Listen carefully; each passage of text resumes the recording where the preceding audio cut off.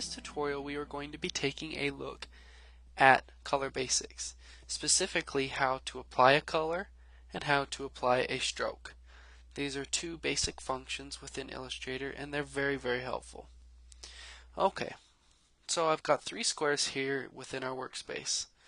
Let's take a look at how to apply a color. There's a couple, well actually there's probably three different ways to do this. I'll make mention of the two that come to the top of my head and then I'll show you the one I use the most. First of all, what we need to do is we need to get our selection tool and we need to come over and we just need to click on the object that we want to change the color to. So you have to have it selected to make changes to it.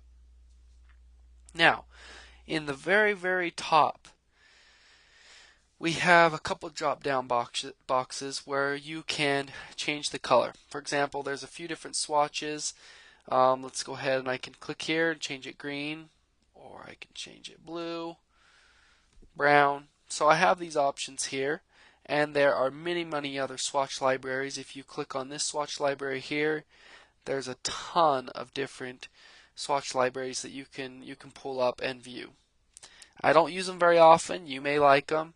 You can also create your own swatches, your own swatch libraries, depending on a project you're doing, and there's specific colors that you need. You can save out a swatch library for those specific swatches. For example, if you're doing a branding scheme for a company, you could save their company colors in a folder.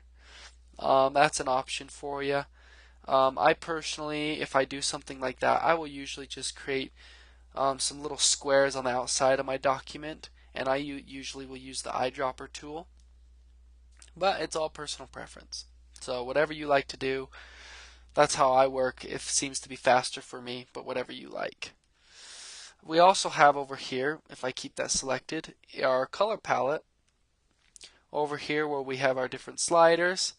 So I can, add a little bit more red, add a little bit more green, maybe, so I can make some adjustments here. I also can, like I mentioned earlier, if you're having problems with it showing grayscale when you have it in either RGB or CMYK, come over to your color palette with the item selected, click on this drop down. Sometimes this will be selected as grayscale. I don't know why it does it sometimes, but it does. And the only way I've been able to fix it is to come into the color palette and select a different color mode, whether that's CMYK or RGB. That's your personal preference or whatever you need for the job that you're working on. So that's another way to do it. The most common way that I do it is on my toolbar. Down here we have our fill color, and then we also have our stroke color. I'll show the stroke in just a moment. But whatever is on top is what you're currently going to be working on. It's kind of nice here. You have some of your last items that you had. For example, here's the last color I applied, the last gradient I applied, and then also if you want to remove the fill so that there's no fill at all, I can go ahead and click on this button that has it X'd out, and my fill is now gone away. But I do want that color there. But let's see how if we wanted to change the color. If I double click on this small little swatch here, it's going to pull up my color picker dialog box. From here, I can go ahead and I can select any color I want, or if I have the hexadecimal value, I can punch it in. If I have the RGB or CMYK values, I can punch those in. But I'm just going to go ahead and I'm going to select kind of a nice turquoise color. Click OK, and I now have applied a fill color. Now let's look at applying a stroke. To do that, we still have our previous options. For example, if you come up to the top corner here, we have a drop down where we can apply a stroke. And we can, for example, I just clicked on an orange one. Now that my orange is applied, I can come over here and I can tell Illustrator how thick I want that stroke to be. So you can mess with the different settings there. If you want to see more options for your stroke, simply click on the stroke text here and it pulls up your stroke options. So I can change a bunch of different things, whether I want it to have a round cap, a projecting get cap, a round join, for example. Now I have a rounded corner, as you can see. Beveled join. So there's some different options here. I don't mess with a ton of those, except for the align stroke. The align stroke tells you on the path, do you want the stroke to be on the outside, inside, or on the center of it.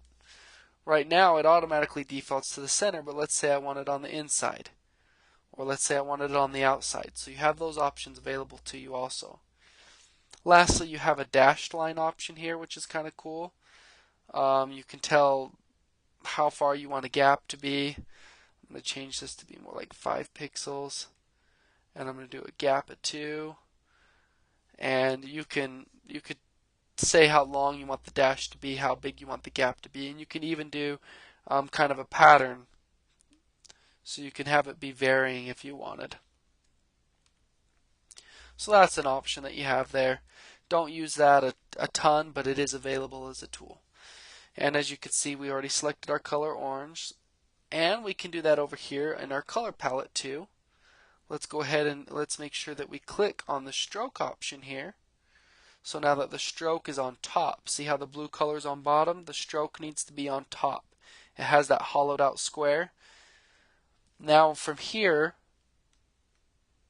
again, you can see as I drag my sliders, or if I use my color picker here, I can change the colors there. And again, if we want to, we can come down to our toolbar down here, double click on the stroke, and again we will get our color picker option. And I'm just going to have this come in at a nice deep charcoal color. And there we go. We now have applied a stroke to our document. So that is a brief introduction to how to apply colors to objects and how to apply strokes and change the colors of those strokes. And these are two basic functions that you will use an awful lot within Illustrator. So play around with them, get to understand them so that you can use them in your work.